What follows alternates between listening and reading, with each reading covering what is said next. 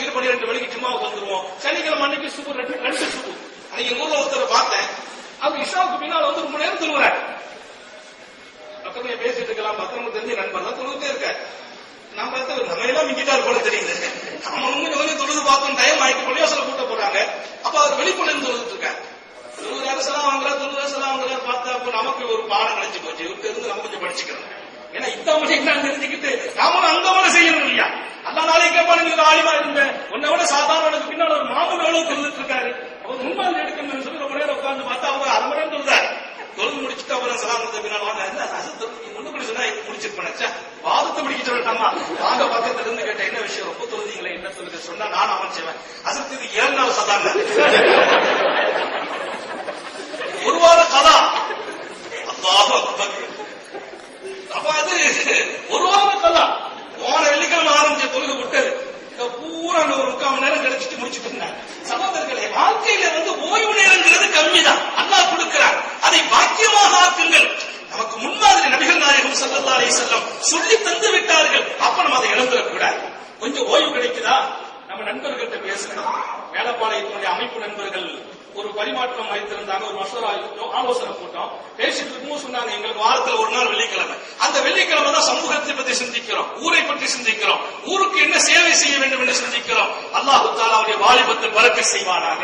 இங்கே கூடியிருக்கின்ற ஒவ்வொரு ஊர் பெருமக்களையும் நான் ஞாபகப்படுத்துகிறேன். ஒவ்வொரு வெள்ளிக்கிழமையும் நீங்கள் சிந்தியுங்கள், அந்த ஓய்வை பயன்படுத்துங்கள். சமூகத்திற்கு என்ன செய்ய முடியும் கலந்துரையாடுங்கள், ஊர் மக்கள் ஒன்றிணையுங்கள். இன்னும் ஒரு செய்தி சொல்றேன், அத்தனை ஊர் ஜமாத்தும் ஈமானோடு ஒரு தொடர்பையும் உண்டாக்கிக் கொள்ளுங்கள்.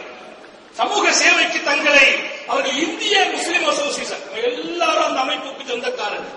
நம்முடைய இணைப்பை தேவை வரும்போது என்று மாத்திரம் இல்லாது அந்த இயக்கங்களோடு நமது ஒரு தொடர்பையும் நம்ம உண்டாக்கி கொண்டோம் சொன்னா சேவைகளை கொஞ்சம் விசாலமாக்கி பரவலாக்கி செய்வதற்கு அல்லாஹ் அது ஒரு வாய்ப்பாக தருவான். அப்ப நான் சந்தோஷப்பட்டேன். வெள்ளிக்கிழமை கொஞ்சம் நேரம் கிடைக்கும் போது சமூக சிந்தனை உண்டாக்கிறோம் சொல்லி சொன்ன போது சந்தோஷப்பட்டேன். அவன் நபி சொன்ன விஷயம் அங்கே ஆலோசிக்கங்க, வாலிபத்தை வயோதிகத்துக்கு முன்னால் பாக்கியமாக ஆக்கிக் கொள்ளுங்கள், ஆரோக்கியத்தை வியாதி வருவதற்கு முன்னால் பாக்கியமாக ஆக்கிக் கொள்ளுங்கள், ஓய்வு நேரத்தை வேலை வருவதற்கு முன்பாக பாக்கியமாக்கிக் கொள்ளுங்கள். அடுத்து சொன்னாங்க, அற்புதமான விஷயம். வாழ்க்கையில வசதியோடு இருக்கிறீர்கள், எல்லா காலத்திலும் வசதியோடு இருக்க மாட்டீர்கள். நேற்றைய பணக்காரர்கள் இன்றைய ஏழைகள், இன்றைய ஏழைகள் நாளைய பணக்காரர்கள், நேற்றைய பணக்காரர்கள் இன்றைய ஏழைகள், இன்றைய ஏழைகள் நாளைய பணக்காரர்கள். பணம் யாரு கையிலும் நிரந்தரமாக இருப்பதில்லை. நேற்று பணம், இன்று வறுமை, இன்று வறுமை நாளை செழிப்பு. ஸல்லல்லாஹு அலைஹி வஸல்லம் சொல்கிறார்கள், மனிதனே உனக்கு செல்வம் அல்லாஹ் தந்திருக்கிறான், ஒரு காலம் வறுமை வரும். வறுமை வருவதற்கு முன்பாக இந்த செல்வத்தை ஆக்கப்பூர்வமான வழியிலே, பூர்வமான வழியிலே நீ பயன்படுத்திக் கொள். உனக்காக, உன் பிள்ளைகளுக்காக, உன் குடும்பத்திற்காக, உன் பெற்றோர்களுக்காக, உன் சமூகத்திற்காக, உன்னுடைய மார்க்கத்திற்காக இந்த பணம் செலவாகும். பணத்தை அழிச்சிடாது, பணத்தை சேமிக்கும். இஸ்லாம் சொல்லுகிறது சேமிப்புங்கிறது இஸ்லாத்தில் ஒரு பெரிய பங்கு. இன்ஷா அல்லாஹ் அது ஒரு நாள் பேசுறேன். ஏன்னா அது நான் தெளிவுபடுத்தணும் உங்களுக்கு.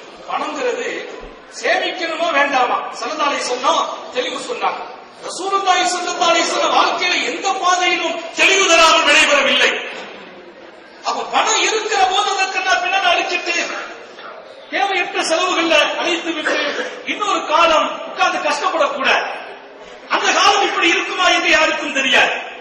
அப்ப ரசூலை கரீம் ஸல்லல்லாஹு அலைஹி வஸல்லம் சிறப்பா சொல்றாங்க பாருங்க, இனாக்க கபல ஃபக்ரிகா, வறுமை வரும், வறுமை வரும் ஒரு காலம். அதற்கு முன்பாக உன் செல்வத்தையும் செழிப்பையும் நல்ல வழியில் ஆக்கிக்கொள், அதை பாதுகாத்துக் கொள்.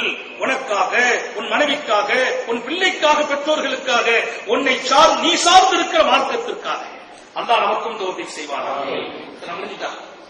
நாளாச்சு ஹயாத்துக்கு கபல மௌத்திக்கா, ஹயாத்து கொஞ்ச காலம், ஒரு காலம் மௌத்தாகணும். எல்லாரும் மௌத்தாகணும்.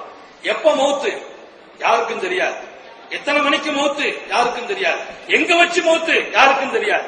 நான் போற வெளிநாட்டுல மௌத்தாயிருவேன்னா வெளிநாட்டுக்கு வர மாட்டோம். பஜாருக்கு போன பஜார்ல மௌத்து வந்துடும் தெரிஞ்சா பஜாருக்கு போக மாட்டோம். மௌத்தை அல்லாஹ் மறைத்து விட்டான். அதை தெளிவுபடுத்தினால் உலகத்தின் இயக்கங்களே நின்றுவிடும். செயல்பாடே குன்றிவிடும். டாக்டர் போன உடம்பு சரியில்லை, ஒரு வயசான அம்மா போனாங்க, பிரஷர் ரொம்ப இருக்குது, கொலஸ்ட்ரால் நிறைய இருக்குது, குறைக்க முடியல, 120 கிலோ இருக்காங்க, 120 கிலோ இருக்காங்க, குறைக்க முடியல, என்ன பண்றது? டாக்டர் பார்த்தாங்க, ஒண்ணுமே செய்ய முடியாதுங்க, 15 நாள்ல சீதேவி மௌத்தாயிடுவாங்கடா. சீதேவி 15 நாள்ல மௌத்தாயிடுவாங்க. அம்மாட்டே சொல்லிட்டார், நீ பிரஷர் அது இதுக்கெல்லாம் மாத்திரை எல்லாம் போட வேண்டாம், மருத்துவம்லாம் ஒண்ணுமே செய்ய வேண்டாம்.